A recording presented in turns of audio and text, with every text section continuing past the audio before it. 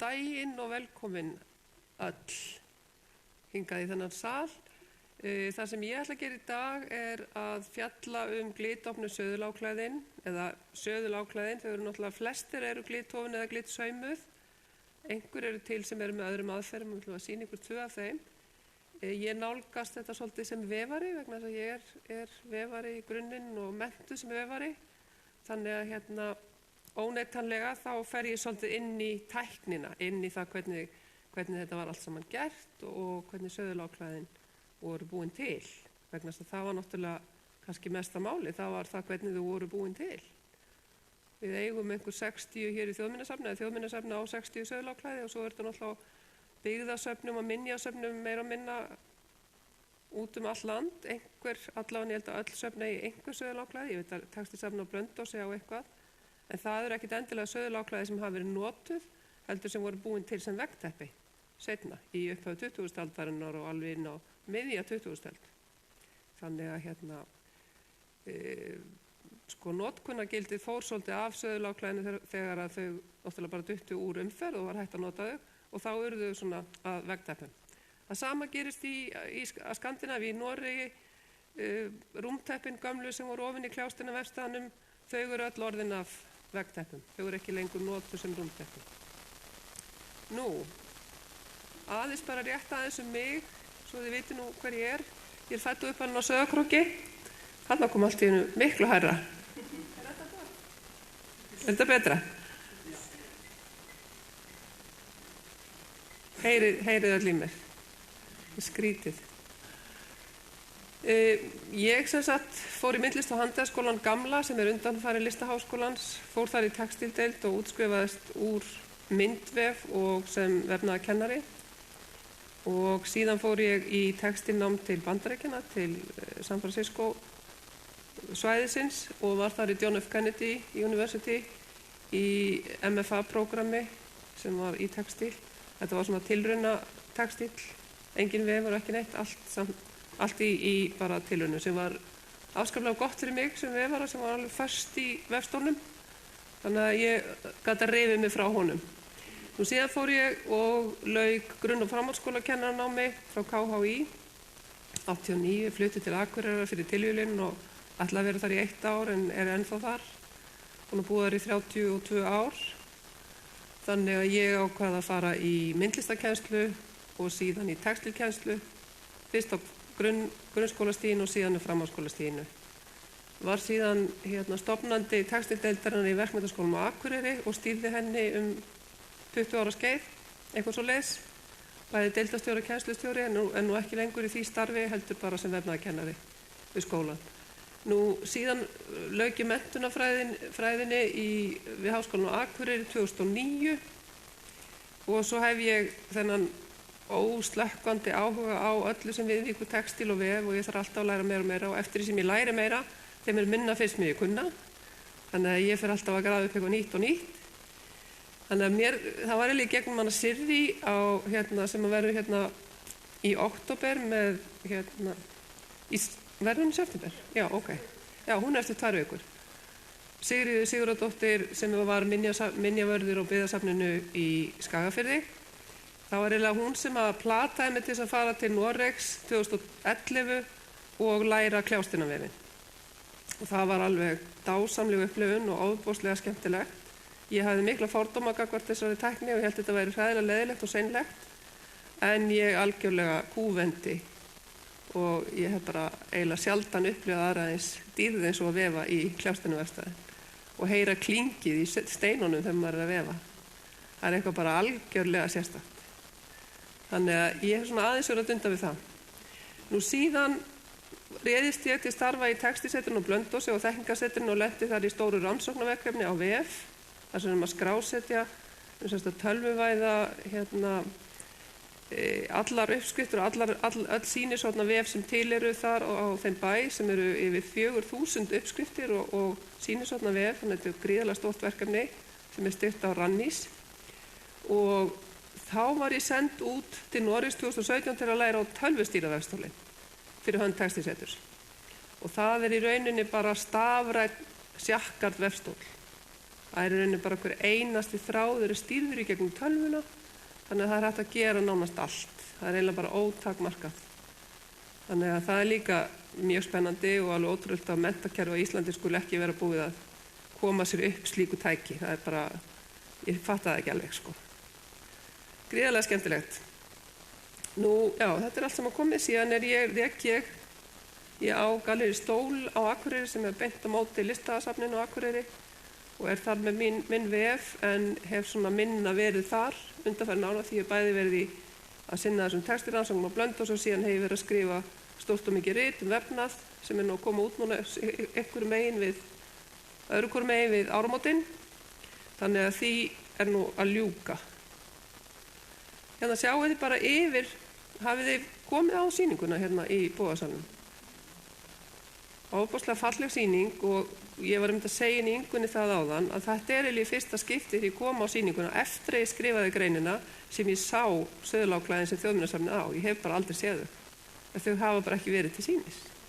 Ég hef séð þau í bókum og á netinu og í sarp og allt þetta, en ég hef ekki séð þau augliti til auglitis fyrr. Ég séð þau á Blönduósi og á Minjasafni á Akureyri einhver, en þarna eru þau í öllu sinni dýrð og ofboðslega falleg. Gríðarlega merkilegt og bara merkilegt afrek að gera svona vegna þess að þetta var líka gert í Kljásteinavestan. Það er alveg á hreinu. Það er ekkert til sem var rofið þar en aðferðin er skrifuð niður, hún er í viðeigðarskýrslunni hans Skúla Magnússonar, sennilega eftir dóttur hans, uppskriftin, þannig að við vitum að þetta var gert líka í Kljásteinavestan sem er alltaf afskaplega merkilegt. Og aðferðin við að gera það, hún Hildur Hákonardóttir, hún hefur gert prufur og sýnt okkur algjörlega myndum hvernig þetta var gert þar líka. Þannig að þarna eru þau hluti af eigu Þjóðminjasafnsins og síðan sjáu þið að hliðarsöðlarnir eða hellusöðlarnir eru þarna fyrir framan. Og það mun nú Sirrí fjallaði hún Sigríður Sigurðardóttir. Ég veit nánast ekkert það fyrirbæri. Nú ég ætla aðeins að fjalla söðuláklæðin og sérkenni þeirra, koma inn á munin á glitofnum og glitsaumuðum söðuláklæðum. Það er þó nokkur munur, manni finnst kannski ekki vera munur við fyrstu sýn en það er greinilegur munur. Ég held að hún sagði nú Elsa Guðjónsson í einhverju riti fyrir margt löngu að menn hefði nú haldið lengi vel að allt þetta væri glitofið en síðan komst menn að því að þau voru líka glitsaumuð. Partur af þeim. Nú síðan er þessi aðferð að vefa íslensk lit, ég ætla aðeins að segja ykkur frá því, munsturhefðin og síðan aðeins bara pínlítið jurtalitunina. Nú er jurtalitunina svo rosalega vinsæl aftur alls þar í heiminum og líka hér á Íslandi, þannig að Íslendingar eru smám saman aftur að taka upp þessa gömlu aðferði við að lita og hún Guðrún Bjarnadóttir náttúrulega í Borgarfirði hefur kannski verið einna ötulust við það að kynna jurtalitum fyrir okkur aftur svo og margar aðrar konur. Það er búið að skrifa allavega 1 eða 2 ný rit jurtalitun hér á landi á undanfarnum árum. En það sem einkennir söðuláklæðin er fyrst og fremst hvað eru ofboðslega falleg í munstri og litum. Þau eru svo litrík og það er svo margir litir og það er svo skrítið að liturinn skuli haldast svona sterkur ennþá. Það finnst mér allavega merkilegast við og segir mér það að jurtalitirnir séu miklu sterkar og betri heldur en að ég lærði þegar ég var í mínu textilnámi. Þá var mér bara sagt að jurtalitir við gætum bara ekkert nota og þeir bara færu bara allir í burtu eftir nokkur ár og það væri bara alveg galið að vera að nota jurtaliti. En ég er algjörlega búin að skipta skoðun.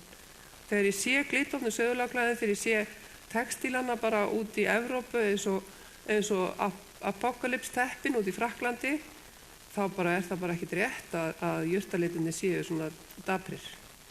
Auðvitað skýrast þeir eitthvað eða lýsast þeir í sól en það gera líka kemísku litirnir. Þannig að ég held að við eigum bara út af umhverfissjónarmiðum bara algjörlega skipta yfir og fara aftur í jurtalitina. Ég er allavega á því. Ég er búin að henda öllum kemískum litum út á minni vinnustofu. Nú, engin söðuláklæði eru til sem eru frá 18. öldinni, svo vitað sé, þannig að þau eru öll svona frá 1850, eru svona 170-80 ára gömul. veit ekki hvað elsta en ég held að þau séu svona á því bilinu. Nú, Þjóðminjasafnið á 60 suðurlágklæði, ekki öll glithofin, en þetta held ég svo tala sem gefin út á Þjóðminjasafninu. Og hérna til hægri eitt af svona mínum uppáhaldsteppum einhverju hluta vegna, þá finnst mér þetta eitt af fallegri teppunum sem Þjóðminjasafnið á. Mér finnst það algjörlega guðdómlegt og það einmitt hérna inn á sýningunni. Það bara eitthvað í litunum og munstrinni, sennilega það er ekki symmetrískt, það er ekki sem sagt samhverft, heldur að það er ósamhverft miðjuna.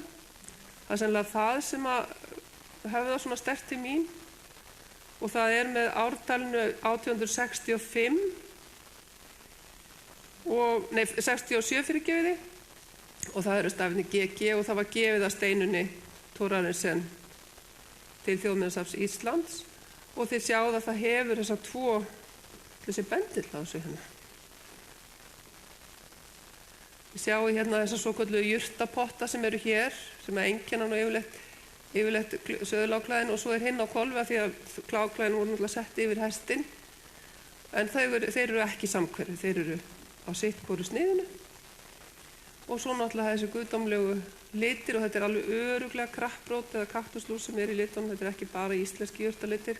Við vitum það að það voru fluttar inn plöntur bæði krapprót og kaktuslús og indigo til Íslands alveg fyrir á 18. öldinni. Þannig að við vitum alveg að við vorum líka að nota jurtalitir sem voru úr erlendir.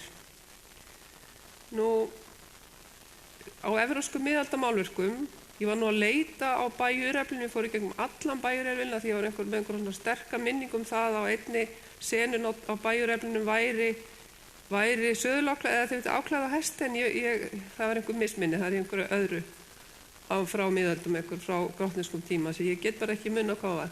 En ég mundi eftir þessu frá því ég var að kenna listasögu og þetta er úr lýstu handriti frá Frakklandi og þarna er riddarinn að fara í krossferð á öllum líkindum eða þá að hann er að fara í burtreðar, þetta er náttúrulega eftir að krossferðunum líkur, þetta er 1335, þeim náttúrulega lauk 1297, þannig að þetta er sennilega bara. En þarna sjáu þið hvernig hesturinn er sveipaður þessu svakalega klæði og þetta voru oft mjög dýr og það er til eitthvað af þessu út í Evrópu, svona kápum, hestakápum, eða hestaslám og í krossferðunum held að sé ein mynd hérna frá sem er úr gamalli ítalskri bók sem ég á og þetta er svona hestakápa eða hestaslá sem að menn notuðu í krossferðirnar, aðalega út á bara sandinum, sandrokkinu í eyðimerkunum og þá er hún að hlífa í rauninni bæði reiðmanninum og hestinum. Og söðurlágklæðin voru til að hlífa konum þegar þær voru að ríða hér á milli í sveitum á Íslandi á milli bæja. Þannig að tilgangurinn er ósköp svipaður, ýmist að klæða af sér hitann eða halda af sér hita eins og söðurlágklæðin voru hér. Nú, hérna er vatnslitamynd eftir hana Bryndísi Björgvins af sveifaseðlinu sem var notaður þegar söðurlágklæðin voru í notkun. Það er ekki vita hvenær hlíðarsöðurlögnin komið til sögulegar, sennilegt hjá 13. eða 14. öld á Íslandi og við höfum ekki hugmynd hversu lengi söðurlágklæðin voru notuð. Við vitum það að íslenski karlmenn notuðu röggvarfeldina alveg upp á 14. öld til að hlífa sér og sem hlífðarflík og það var gríðarlega mikið magn af röggvarfeldum flutt út til Bergen sem var ofið á Íslandi í Klágstina Vestfjörðum. En við höfum svo sem engar heimildir það hvenær söðurlágklæðin voru tekin upp. En það er mjög líklegt að hafa alltaf verið einhvers konar hlífðarklæði sem að var yfir bæði konum og körlum þegar voru að ríða eða voru að fara á milli bæja. Afskaplega falleg mynd. Ég var svona eiginlega að bera hana saman við söðunni sem er til sem að er tilherðinni Guðrúnu Skúladóttur sem var dóttir Skúla Magnússonar en ég er ekki alveg viss þetta sé saman. Það er mjög svipað, munstur er ekki alveg það sama. Allt í einu datt mér í hug þetta væri sami, hún hefði haft hann sem fyrirmynd. Nú þessar ljósmyndir eru teknar á honum Daniel Brún og ég held að þetta séu einu myndina sem eru til, ljósmyndir frá 19. öldinni, þar sem að söðurlágklæðin eru á ljósmynd. Ég allavega veit ekki aðrar ljósmyndir. Gríðarlega merkilega myndir. Þannig að sjáum við bæði þegar konan komin upp í söðulinn og þið sjáum hvernig söðuláklæðið kemur undir kemur undir hann og síðan sest hún og þá breiðir hún áklæðið yfir sig. Þau voru náttúrulega bæði skjól og vörn gegn fjölbreyttu áreitni í íslenskri náttúru. Nú þessi munstur uppbygging, þessi blóm eða trélífsins eða blómlífsins, þau eru auðvitað til miklu víðar heldur en á Íslandi. Ég held að séu bara nánast öll svona þjóðabrot sem eiga einhvers konar munsturhefðir af náttúrunni, af trjám og blómum. Þetta mjög gjarnan kallað lífsins blóm eða þá lífsins tréð sem þá var það tréð sjálft, en þetta eru greinilega blóm úr náttúrunni. Þannig að þetta er ekki það sama og lífsins tré, en afskaplega falleg og yndisleg munstur. Þarna hins vegar klakkssöðullinn. Hann þessi söðull sem er með enska laginu og það svona einhver tíman í kringum 1870 sem þessir fara að berast og þá í rauninni lögðust söðuláklæðin af þegar að djúpusæðlarnir hættu að vera í notkun. Svo fann ég eina mynd eftir J.C. Greifi, ég fann fullt af myndum eftir hann og mismunandi mjög mikið. Þessi úr Ísafirði, eða frá Ísafirði, og þarna sjáum við líka framan á konuna í söðlunum og þetta hefur nú örugglega verið svolítið flókið að sitja í þessu. Mér erum alltaf langað til þess að taka svona gamla söðul og setja konu sem góður eða semst hestamanniskja að setja hann í söðul og áklæða utan og taka myndir. Það væri rosalega skemmtilegt. Af því að við vitum í rauninni ekkert hvernig þetta hefur verið að vera þarna uppi. Það hefur örugglega verið svolítið stórhættulegt held ég sko. Ekki auðvelt sko, það þetta hafa mjög góðan balans til þess að sitja þarna uppi. Þetta svolítið skemmtilega teikningar og mér skilst þetta sé í Neðstabæ í Ísafirði. Menn eru búin að sjá það, þetta sé þaðan. Nú, Jónas Jónasson segir náttúrulega notkun á söðuláklæðum og söðlunum í sinni bók og hann segir að endarnir hafi látnir ganga undir setuna eins og við sáum, þannig að ofan þegar við sáum aftan á konuna, svo langt eins og þeir gátu og hylja bríkurnar. Bríkurnar hafa kannski verið harðar og óþægilegar í mörgum tilfellum og flest öll söðuláklæðin voru 2x3 álnir. Þetta svona rétt meter, ein alin mjög mismunandi hvernig hún á Íslandi, en þau eru svona frá 108 upp í 120, 126 og upp í svona 180 stærstu söðuláklæðin. Þannig að þetta svona 2x3 álnir sem talað Nú síðan var áklæðið oft bundið með bandi utan fæturnar á þeim sko, við fótskonu líklega til þess að varna því að ryk og að slettur næðist til fótana sem náttúrulega bara mjög lógískt, en hættulegt hefur það verið, segir Jónas, og það örugglega alveg rétt hjá honum sko. Ef nokkuð bara út af því og síðan þessu hætt þegar fram kemur á 19. öldina. Einhvers staðar sá ég þessa setningu, söðuláklæðin áttu allar þær konur og stúlkur sem á annar borð áttu söðla. Þetta var svona tísku alda svolítið á Íslandi að eiga söðuláklæði, virðist vera á 19. öldinni. Alveg þangað til þau síðan eru lögð af. Og sennilega miklu fyrir vegna þess að en við höfum ekki heimildir það. Þetta sé í rituðum heimildir frá 1760 eitthvað sem fyrst verið að tala að söðuláklæði sem að konur nota. Það miklu fyrir sem að kemur fram að karlar hafi notað einhvers konar klæði á söðulinn þegar voru að ríða á milli staða. Nú það náttúrulega ekki hægt að tala söðuláklæði nema að tala vefinn vegna þess að það ekki hægt að gera áklæði nema það alveg sem að hvort eru saumuð eða hvernig þau eru gerð, alltaf þurfti fyrst að vefa efni, það alveg á hreinu. Ef þau voru glitsaumuð þá þurfti að það voru sáður hvítur þráður með á svona 7. hvert þráð, þá var hann settur með í hafaldi til þess að marka þar sem glitsporið átt að koma til þess að auðvelda sauminn. Þannig að alltaf þurfti að vefa stykkið. Það var aldrei hægt að komast að því. Og kljástina vefstæðurinn og hafalarsnældan komu náttúrulega bara með okkur við landnám. Hvort sem voru konur náttúrulega óvu eingöngu í kljástina vefstæðin segja flest allar og allar heimildir. Ég hef ekki fundið eina einustu heimild það að karlmenn hafa ofið í kljástina vefstæð hér á Íslandi. Það er ein frásögn það að bóluhjálmar hafi setið og ofið í kljástina vefstæð. Það er eina heimildir sem til. Annars virðist þetta hafa verið eingöngu störf kvenna. Það er ekki fyrir 1750 sem að karlar setjast við vefstólinn og þá er það láréttu vefstólinn við innréttingarnar. Þegar Skúli stofnar þær 1752 og síðan er það einhver tíman 1730 eitthvað sem að kemur vefstóll fyrst til Íslands sem var ekki góður þannig að hann nýttist ekki nógu vel. En þetta er svona miðbygg 17. og 18. aldar sem að vefstóllinn fer að berast hingað og rokkurinn notabenni. Allt var spunnið og halasnældu hér á Íslandi alveg fram undir 1750. Það getur ímyndað ykkur verkið við það að vefa 5 metra af efni sem hver heimilismaður þurfti á Íslandi og bara það var svona stöðlu tala að hver búandi eða hver manneskja þurfti 5 metra af efni í allt sem hún þurfti. Nærföt, rúmföt, allt saman. Það var svona þumalputtaregla sem var notuð til þess að mæla hversu mikið þurfti að vefa af vaðmáli eða einskiptu yfir veturinn. Af því vefurinn fór alltaf fram af vetri til, ekki á sumrinum.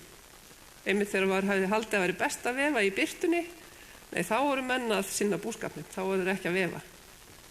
Þannig að þetta var gert í þessum dimmu húsum í gömlu torfbæjunum undir súð var ofið.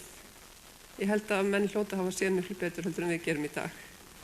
Það er eitthvað aðra. Að vísi þegar maður er í myrkri þá vitið þið hvernig það er. Maður smá saman venst, maður sér alltaf betur og betur í myrkri.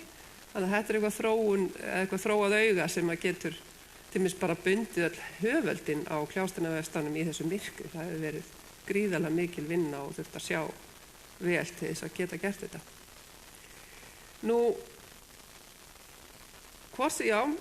Söðuláklæðin voru upphaflega ofin í Kljástranavefstanum og síðan er það þannig að það er aðferðin sem að menn þróa bara, þeir færa hana af Kljástranavefstanum og yfir á venjulega vefstólinn sem við þekkjum og það sem að þannig að þetta er eina alíslenska aðferðin í vef sem við eigum Íslendingar, það er glitið. Það er allt annað er komið bara frá öllum öðrum þjóðum, allir kunna einskeft og vaðmál og allar þessar tegundra vef, hvað sem það er, en íslenska glitið það er eini staðan í heiminu þar sem það er gert á þennan hátt. Það er mjög svipaðar aðferðir til en það er ekki sama aðferðin. Ég ætla að útskýra fyrir ykkur eftir hver munurinn er. Hann er nefnilega svo lógískur. Þetta er bara þessi frægi vasi sem er í British Museum minni mig. Og þarna er náttúrulega bara, sjáum við að Grikkir voru að nota nákvæmlega sömu vinnutækin og við. Og það var alltaf 2 sem að ófu saman, í Grikklandi 2 til 3. En á Íslandi eru til sögur það að íslensku konurnar hafi bundið saman upp höfuldinn, stóðu sig hver megin, en það er ekki talið að hafi verið, annars finnst mér það pínuskrítið, það er ekki sagt að vefkonan var yfirleitt ein, hún er alltaf talað um henni þessu Grágás og búalögum, þá er alltaf talað um vefkonan, ekki konurnar. Þannig að bendir til þess að hún hafi verið ein við störfin að vefa, en það er samt náttúrulega rosalega þægilegt að vera 2. Sérstaklega með að vefa breytt, að þá tekur hinn á móti skyttunni skiljiði. Þannig að ég er ekki samferð. Ég held að hljóta hafi verið dætur og aðstofakonur hafi líka verið að hjálpa til við þetta. Ég held að það hljóta að vera, en ég hef enga sannanir um það. Ég hef ekki hugmynd það, ég bara held það. Bara sem vefari þá fyrst mér að einhvern veginn hljóti að vera. Þarna er vefstafurinn sem er bara upp í Þjóðminjasafni sem var settur upp 1963 af henni Mörtu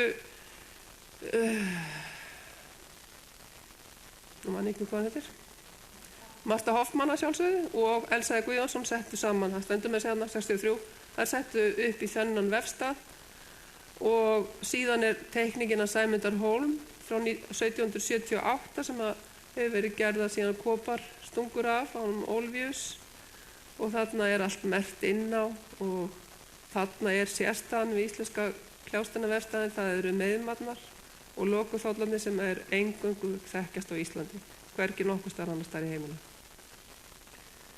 Og það er líka þessi rosalega langa slanga, þið sjáu hvernig þær settu held ég örugglega upp 24 álna slöngu, ég held að hún sé það löng og þið sjáu að slangan hún fer inn 18 stundum var hún hefð upp á upp á svona bita sem var fyrir aftan stólinn.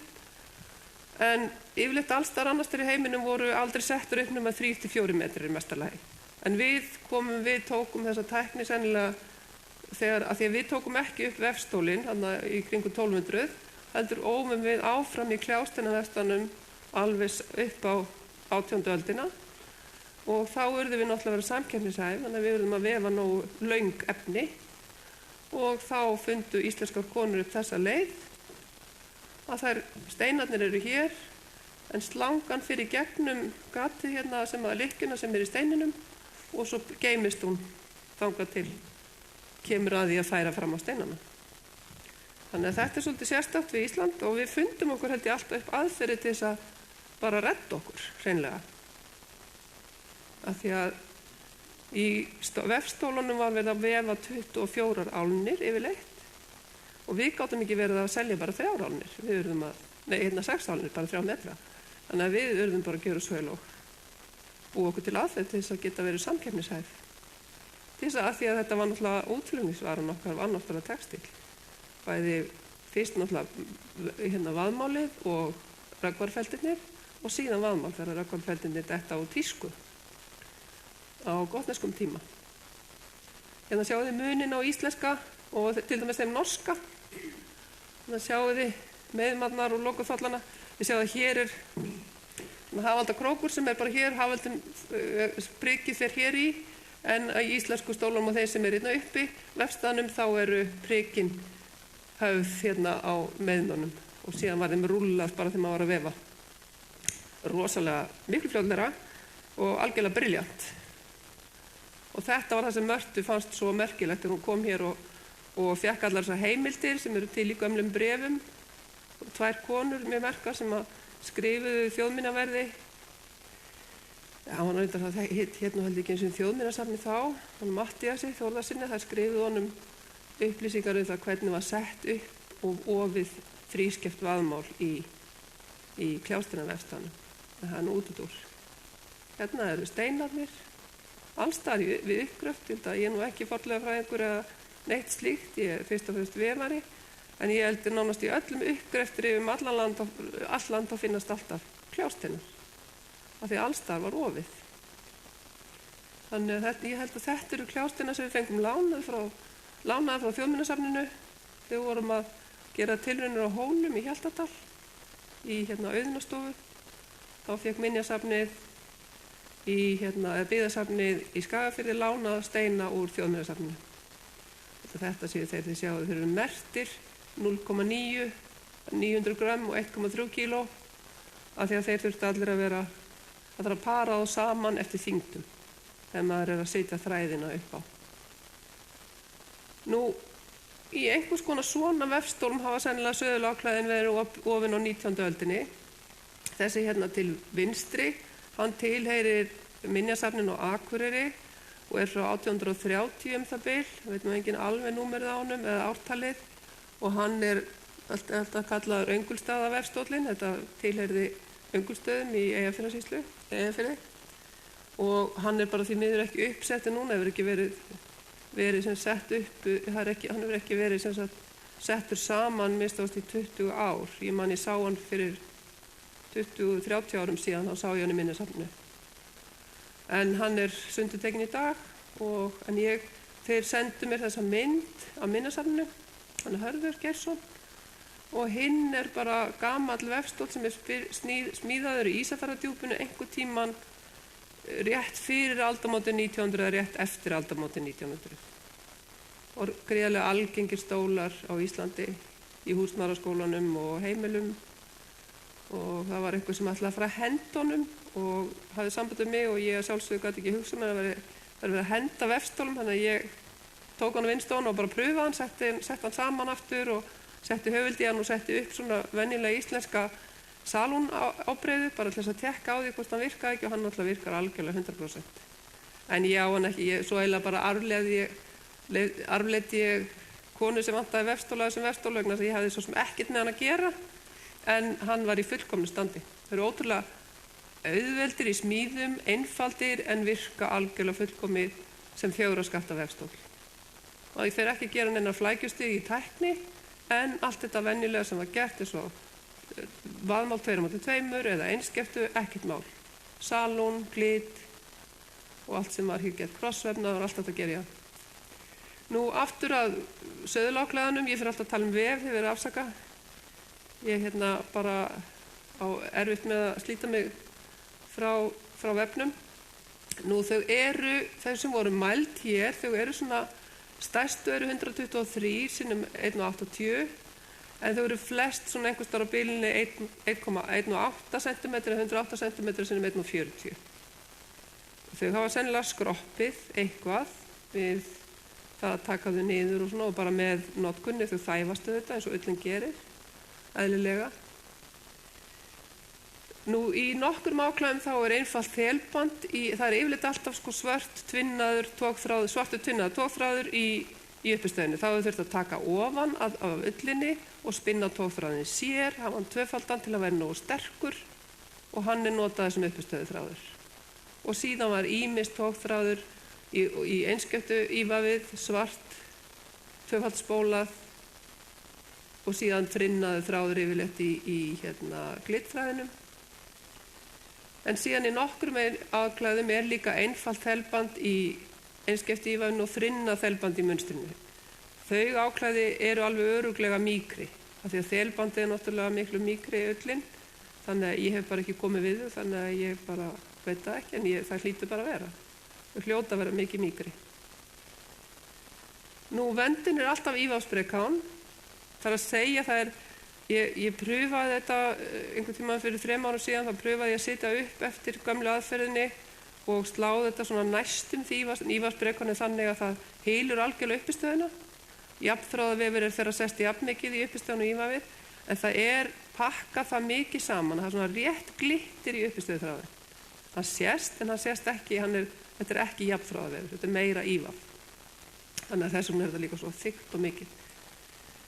Og það eru 6,7 til 9,3 þræðir á sentimetra, sem segir okkur það að spuninn á þræðinum miklu fínni, hann 2 eða 3 sinnum fínni heldur en við fáum í dag hjá Ístaks til dæmis. Íslenska konur hafa verið gríðarlega flinkar að spinna og í dag maður að nota 8 eingirnisþræði á sentimetra í mesta lagi. Bara eingirni, ekki tvinnaðan frá. Það bara 4 tvinnaði þræðir. Þið getið ímyndað ykkur hverslas fínleiki hefur verið á þessu bandi sem var verið að spinna hérna.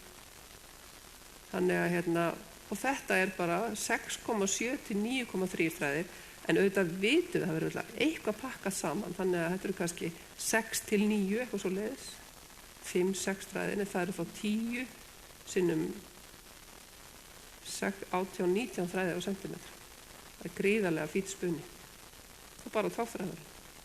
Þannig að þetta hefur verið mikil kúnst að gera þessi klæði og það eru til ýmis bindimunstur fyrir gliti. Það bæði til uppskriftir sem komið í gegnum bókina eða komið í gegnum viðhæðskýrsluna, gegnum skúla og síðan eru til í Þjóðminjasafninu, held ég alveg örugglega, og í sjónabókunum hefur verið einhvers konar uppskrift af því hvernig átt að gera gliti.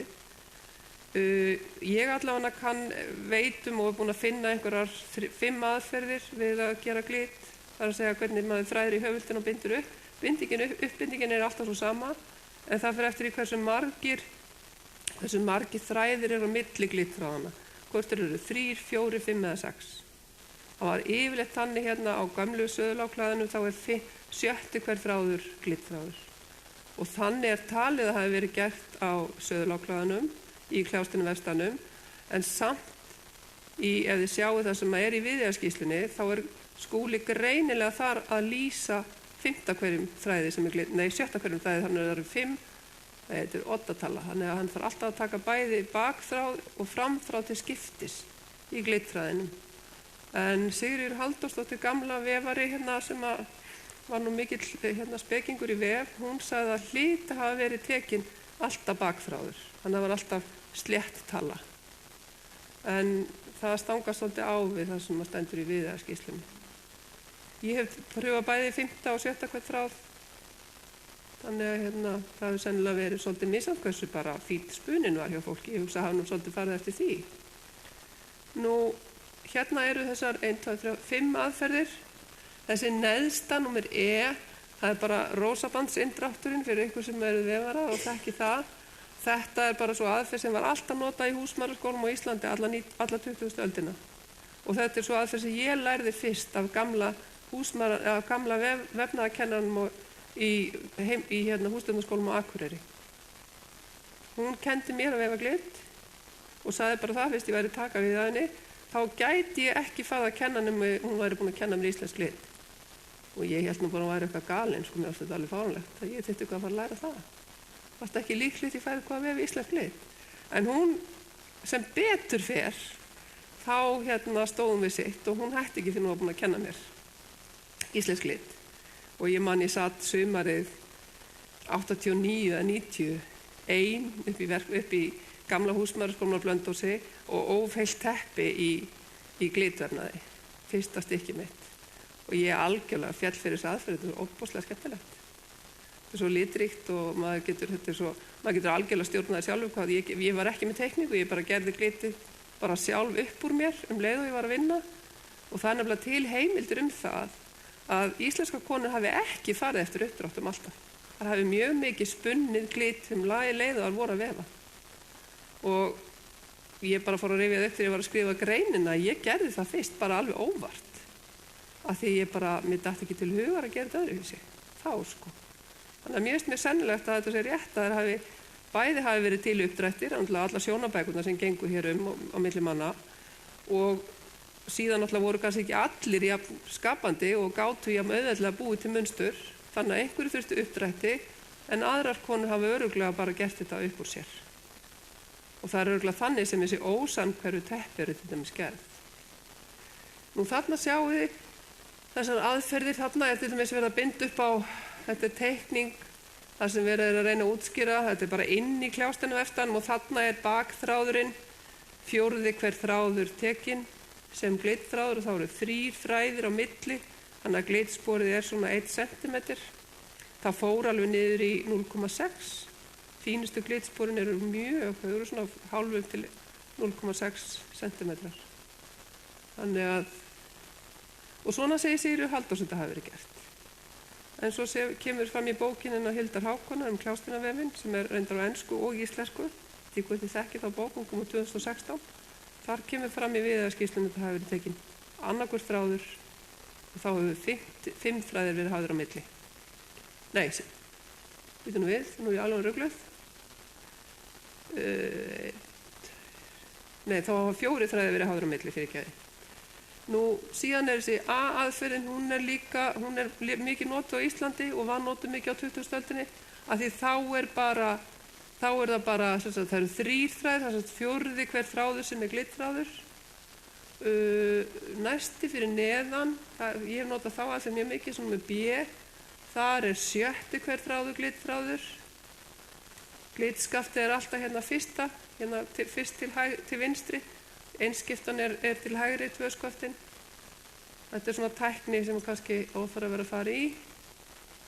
En þarna eru bara þessar aðferðir sem eru þekktar og þessar koma, allavega 4 af þeim koma úr bókin hennar Sigrúnar P. Blöndal frá 1948, vefnaðarbókinni hennar. Sem er eina bókin sem hefur verið gefin út á Íslandi, tæknibók vefnað og kennslubók vefnað.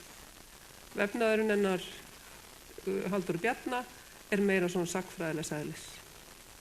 Þannig að þarna sjáum við þetta er tilraun hennar Hildar sem hún gerði í klástunarvef út í Noregi og þá náttúrulega slegið upp, þannig að vefurinn er að sjálfsögðu, hann er fyrir ofan mann og þá sjáum við það að glitsporið er unnið þarna líka frá vinstri til hægri, bara eins og clockwise, eða sem sagt réttsælis.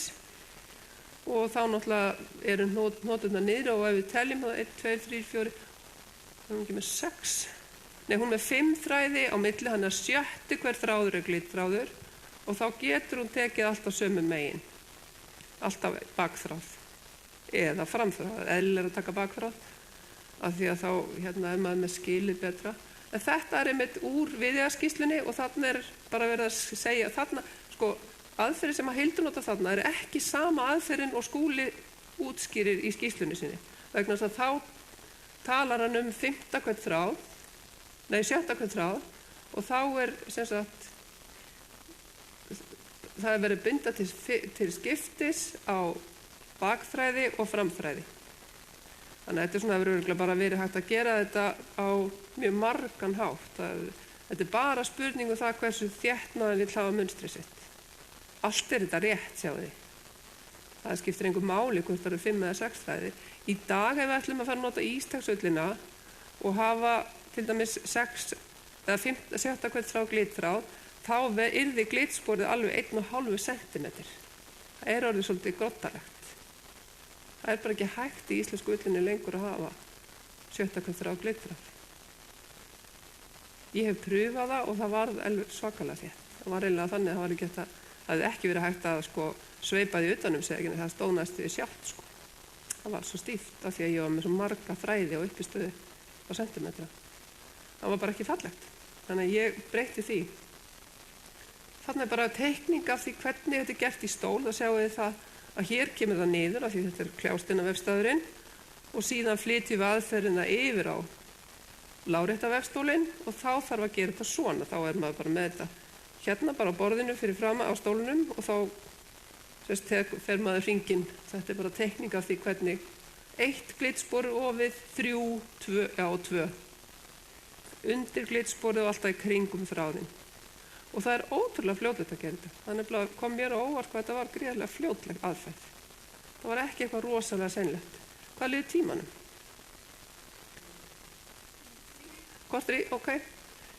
Þetta frekar einfalt. Þarna sjáum við bara, ég hleyp bara yfir eitthvað sem gláir 750 til 1100 þræðir í kljástanavefstað og þurfti náttúrulega þá að það alltaf bara bakþræðinni sem einskipti þræðin, þannig að það ekki þræðinni með annarkvöð þráð eða binda annarkvöð þráð að bakþráðum og síðan annarkvöð þráð sem sagt að því að einskiptan þannig að annað borðið fyrir framann skilfjölin og hitt fyrir aftan og það eru þeir þræðir sem þarf að binda.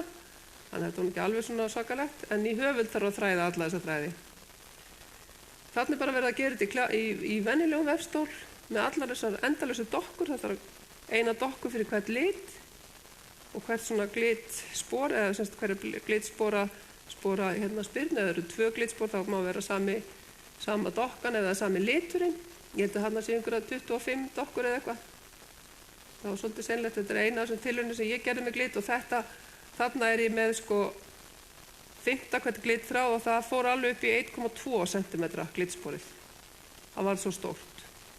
Þannig að það var alveg 6 upp. Þetta það var yfirleitt ekki 3 glitspor sem mynduðu 3 upp á við sem mynduðu 1 glitspor í gamla daga. Nú, þetta mjög svipað eins og dúkagang á sænsku, heitir dúkagang, en munurinn sá að íslenska konur ófu glitið á réttunni. Allstar annarstaðar í heiminum, eins og dúkagang og þetta enska brocaded on the counted threads, heitir þetta á ensku, þá munstrið kemur það niður undir. Maður sér það ekki á réttunni. Maður grípur það þannig og það virkar þannig vefurinn og útskýringarnar þannig til eins og sænsku að munstrið liggur undir í vefstólnum. Og það einu munun. Íslenska konur hafa bara greinilega búið til snúðusöllu við og fara að gera þetta öðruvísi. Og dúkagang líka ekki alltaf eftir ferköldu. Það svolítið svipa dúkagangi eins og skakkagliti var saumað hér í gamla daga. Þetta til dæmis saumað en ekki glitofið og þið sjáu að það ekkert brjálaði munur á þessu. Svona við fyrstu sýn. En það samt munur. Það ótrúlega skrítið. Og hérna sjáu þið munin. Þetta mjög stækkað upp mynd úr glitklæðum sem eru til í Þjóðminjasafninu og öðrum megin glitvefnaður og hinum megin glitsaumun. Og þá sjáu þið það í glitsaumnum kemur allstað kemur þráður.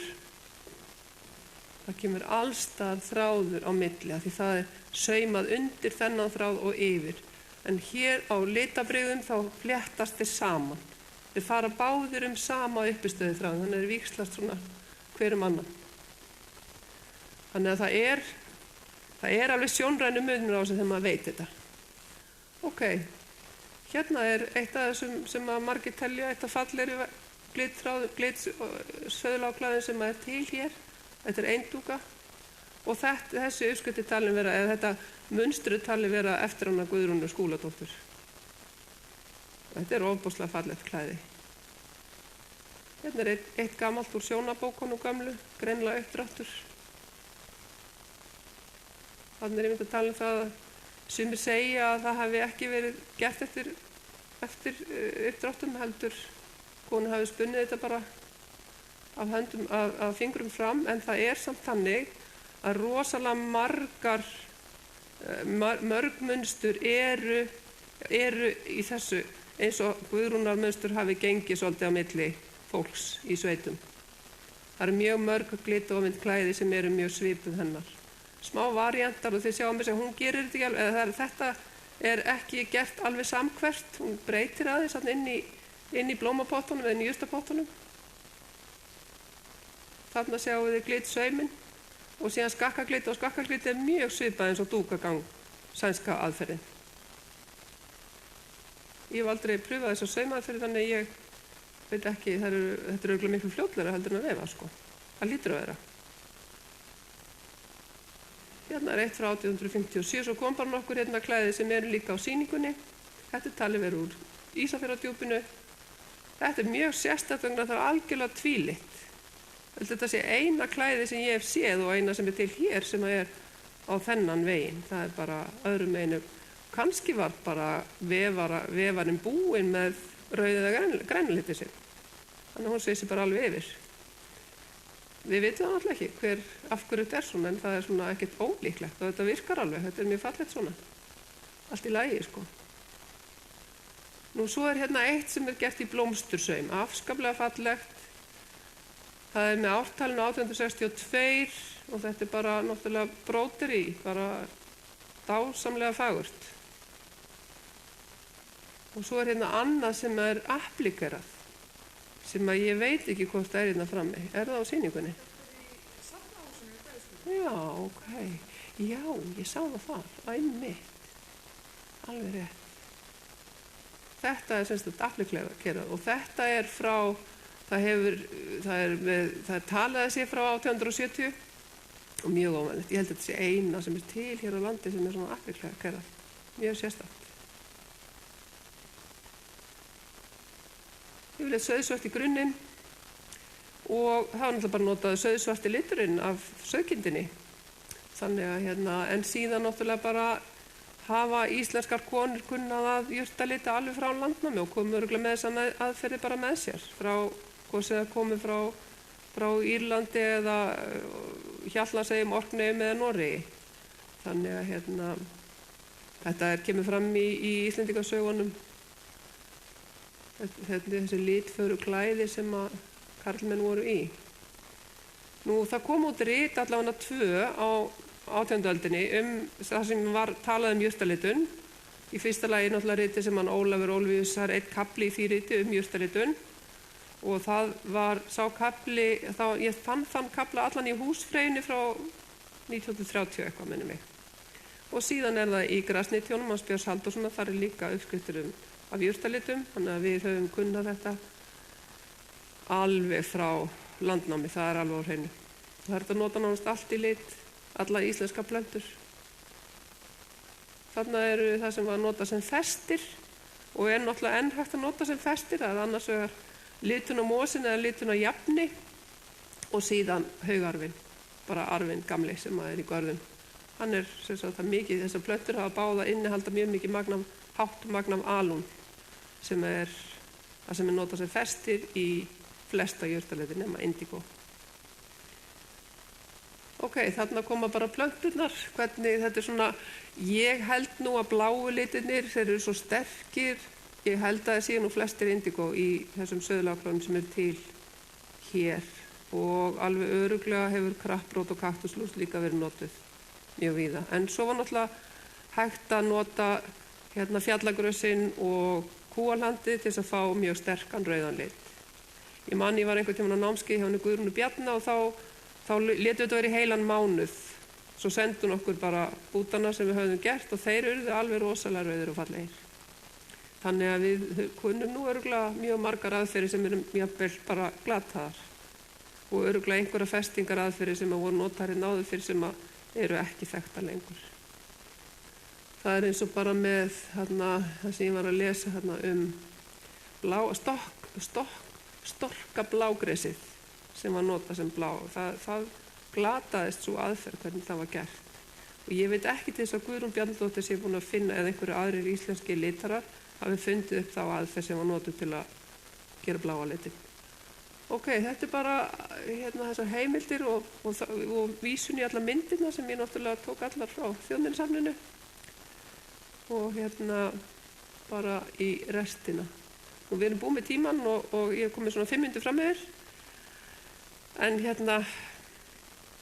lík hér með máli mínu og ef einhver hefur einhverja spurninga þá höfum við 10 mínútur það bil. Eitthvað sem þið viljið fá að vita frekar.